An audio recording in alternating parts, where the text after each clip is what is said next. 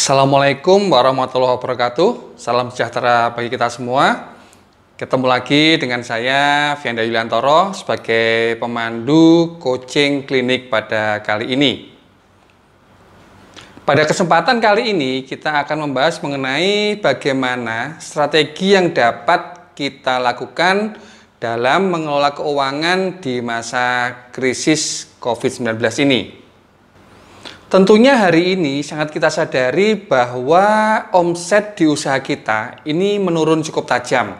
Sehingga mau tidak mau kita harus melakukan banyak penyesuaian terhadap kondisi keuangan kita pada saat ini. Beberapa strategi yang dapat kita jalankan dalam rangka kita menyesuaikan dengan kondisi keuangan yang saat ini boleh dibilang cukup sempit. Maka yang dapat kita lakukan yang pertama adalah usahakan kita mengetahui dengan pasti pos-pos pemasukan dan pengeluaran di usaha kita. Misalnya, sumber pemasukan usaha kita itu dari mana saja. Lalu demikian juga dengan pengeluaran yang harus kita lakukan setiap bulan di usaha kita.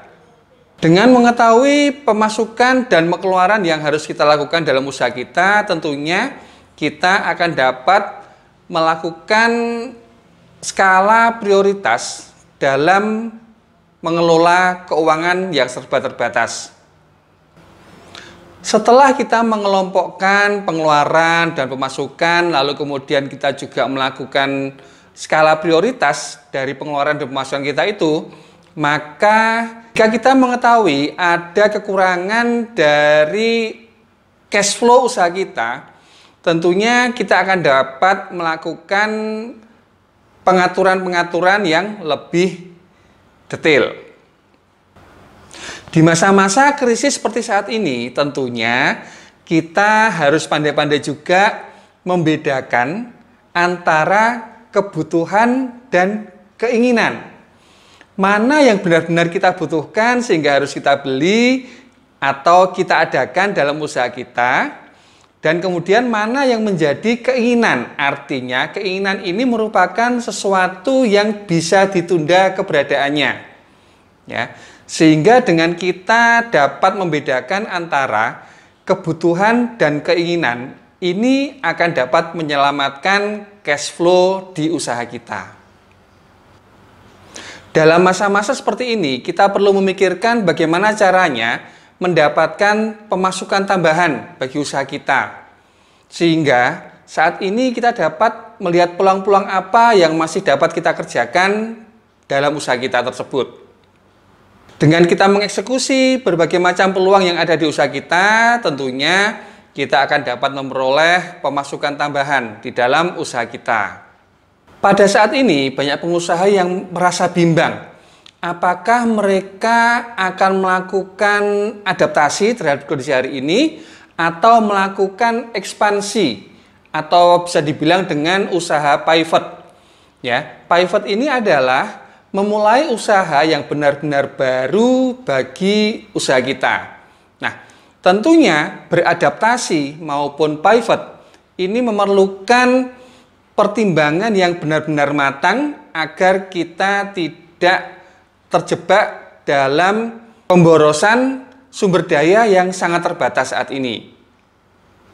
Untuk melakukan pivot, tentu saja kita harus mengetahui kebutuhan pasar, kemudian kita juga harus melakukan riset pasar, dan untuk melakukan pivot ini tentunya memerlukan biaya yang tidak sedikit, sehingga harus benar-benar dipertimbangkan dengan masak-masak.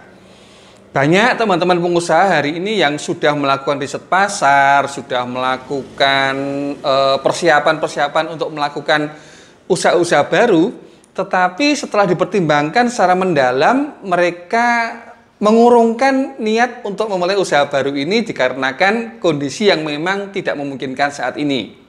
Cara yang paling aman dengan kondisi keuangan yang terbatas saat ini adalah beradaptasi dengan kondisi yang ada. Artinya, kita boleh melakukan inovasi produk, kita boleh melakukan inovasi terhadap cara pemasaran, tetapi tentunya harus mempertimbangkan biaya yang seminimal mungkin. Jika masih ada kelebihan dari cash flow kita, maka tentunya kita dapat melakukan investasi di bidang yang keamanannya cukup tinggi dan memiliki likuiditas yang tinggi. Misalnya, saat ini kita ingin berinvestasi di pembelian tanah atau saham. Nah, tentunya dalam hal mempertimbangkan investasi yang akan kita lakukan ini, kita harus mempertimbangkan likuiditasnya. Apakah investasi yang kita lakukan ini nanti akan mudah kita cairkan dalam bentuk dana tunai? Karena saat ini yang paling aman kita pegang adalah jika kita memiliki dana tunai di usaha kita. Akan sangat bijaksana sekali jika di masa-masa seperti ini kita tidak memperbanyak cicilan, tidak memperbanyak hutang, dan juga tidak menggunakan kartu kredit. Karena kartu kredit ini adalah salah satu utang yang harus menjadi tanggungan kita dan kita bayar setiap bulan. Satu hal yang saat ini masih jarang dilakukan oleh teman-teman pengusaha adalah menyisihkan laba ditahan. Nah, pada saat-saat seperti ini, tentunya jika kita memiliki cadangan laba ditahan dalam usaha kita, maka cadangan laba ditahan ini dapat kita pergunakan untuk menutup biaya operasional hingga kita kembali menjadi aman. Di saat nanti kondisi sudah mulai normal, Bapak Ibu bisa mulai mencoba untuk menyisihkan laba ditahan sebagai salah satu alternatif dana cadangan di masa-masa krisis seperti saat ini. Demikian beberapa tips mengenai cara mengelola keuangan di masa-masa krisis seperti saat ini. Di antaranya yang pertama, kita mengetahui dengan pasti kondisi keuangan kita, berapa pemasukan kita setiap bulan, lalu pengeluaran kita setiap bulan berapa. Pos-posnya apa saja, ini kita ketahui dengan pasti, sehingga kita dapat memprioritaskan pengeluaran yang memang sangat-sangat tidak dapat kita tinggalkan. Lalu yang kedua, kita harus dapat membedakan antara kebutuhan dan keinginan. Ini akan menjadi sangat penting bagi kita untuk melakukan saving di masa-masa seperti saat ini. Dan berikutnya, jika kita ingin berinvestasi di dalam masa-masa seperti ini, maka pilihlah investasi yang aman dengan likuiditas yang tinggi. Artinya, mudah dirupakan dalam bentuk uang tunai. Jadi, misalnya barang, maka barang itu harus mudah dijual kembali. Demikian supaya likuiditasnya cukup tinggi. Yang keempat, Bapak Ibu bisa mulai mencoba untuk menyisihkan laba ditahan sehingga memiliki dana cadangan yang cukup pada saat-saat masa krisis seperti saat ini. Jangan lupa untuk selalu bersyukur sehingga nikmat yang kita dapatkan akan semakin ditambah, dan jaga kekompakan keluarga dalam menghadapi krisis ini hingga kita dapat melampaui krisis ini dengan selamat dan sejahtera. Demikian dari saya, kita bertemu lagi di coaching klinik berikutnya. Wassalamualaikum warahmatullahi wabarakatuh.